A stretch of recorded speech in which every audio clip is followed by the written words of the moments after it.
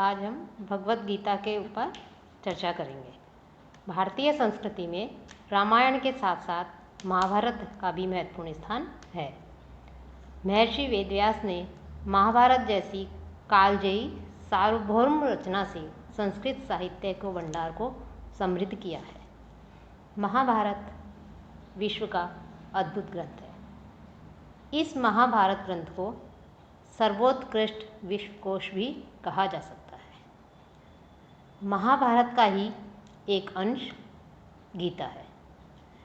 इसमें उपनिषदों के प्राय सभी विषयों को सरलतापूर्वक वो समझाया गया है। जब गीता का भली भांति ज्ञान हो जाता है तो लगभग सभी शास्त्रों का ज्ञान मुख्य रूप से तात्विक ज्ञान, सभी शास्त्रों का तात्विक ज्ञान भी प्राप्त हो जाता है। गीता एक दार्शनिक ग्रंथ है तथा महाभारत के अंतर्गत होने के कारण एक काव्य भी है।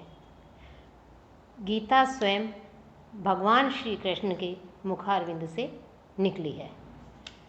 गीता में ब्रह्म, जीव, आत्मा, जगत, योग साधना आदि दार्शनिक विषयों की व्याख्या की गई है और उन दार्शनिक विषयों की व्याख्या के साथ साथ उनके व्यवहार पक्ष पर भी गीता में बल दिया गया है। गीता का शब्दार्थ क्या है? गीता का शब्दार्थ है गाई हुई या कही हुई। गीता महाभारत के भीष्म पर्व से ली गई है। महाभारत में कुल 18 पर्व हैं। उन पर्वों के नाम इस प्रकार हैं।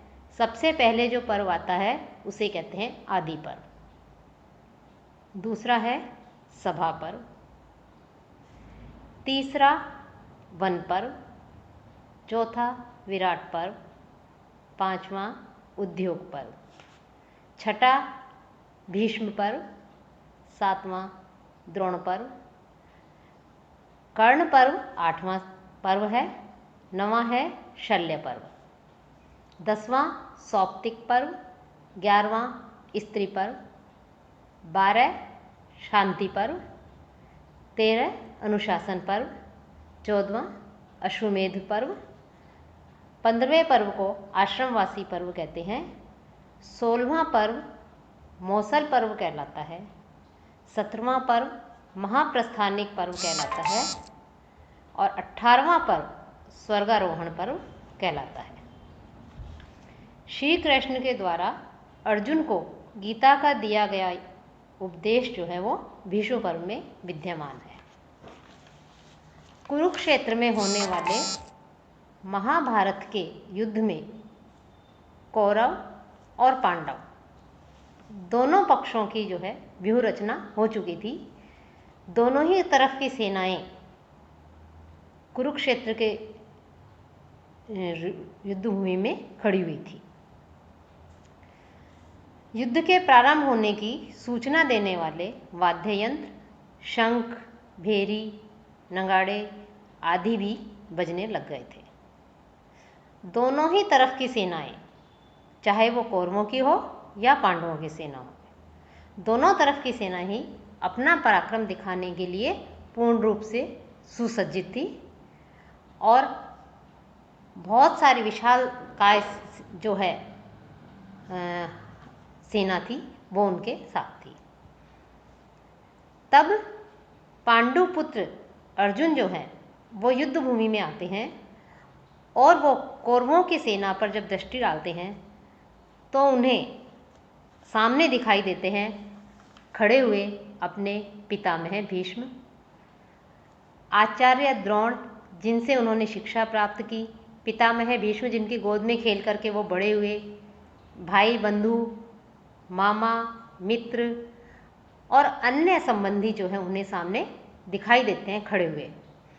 तो उन सबको अपने सामने देख करके वो विचलित हो जाते हैं, व्यथित हो जाते हैं, दुखी हो जाते हैं और उनका हृदय कांप उठता है। वो करुणा से युक्त हो जाते हैं। उनको सामने देख करके उन्हें लगता है कि वो जिनके साथ युद्ध करने आए हैं वो सभी उनके भाई बंधु हैं, उनके अपने सगे संबंधी हैं, पितामह आदि हैं।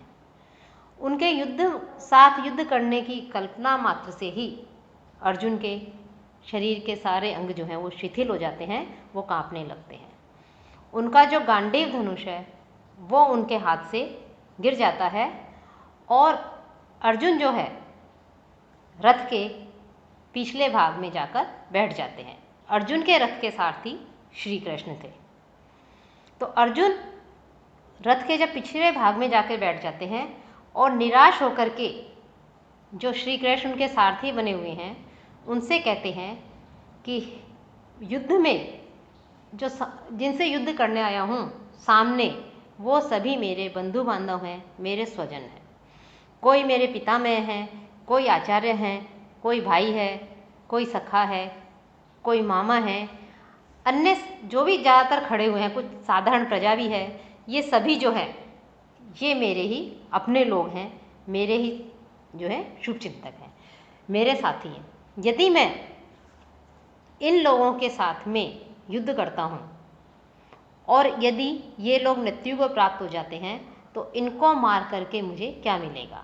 अर्थात इनके साथ में युद्ध करूँगा और युद्ध में स्वजनों को, अपने बंधु बांधवों को, पितामह, आचार्य, भाई बंधु, इन सबको मार करके यदि मुझे राज्य मिलता है, मेरा कल्याण होता है, तो मैं अपना कल्याण नहीं करना चाहता। मुझे राज्य, भोग, जीवन आदि कुछ भी नहीं, धन दौलत कुछ भी नहीं चाहिए।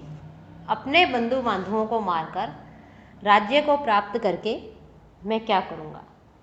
मैं किसी भी स्थिति में इनसे युद्ध नहीं करूँगा। मुझे रक्त रंजित राज्य सिंहासन नहीं चाहिए। ऐसे विकट समय में अर्जुन के दीनतापूर्ण वचन सुनकर के श्री कृष्ण जो है उसे ज्ञान देते हैं और उन्हें जो ज्ञान दिया गया था वही ज्ञान जो है श्रीमद् भगवत गीता के नाम से प्रसिद्ध है। गीता संवाद शैली में लिखी गई है, अतः इसे कृष्ण अर्जुन संवाद भी कहा जाता है। इसके प्रमुख वक्ता संजय हैं, जो धृतराष्ट्र को कौरव पांडवों के मध्य होने वाले युद्ध का विवरण सुनाते हैं कि धृतराष्ट्र जो है वो जन्मांध थे, वो स्वयं युद्ध क्षेत्र में नहीं जा सकते थे, उन्हें पता नहीं लग रहा था कि युद्ध क्षेत्र में क्या हो रहा है, किसकी तरफ से सेना लड़ रही है, कौन लड़ रहा है, कौन कौन युद्ध में है।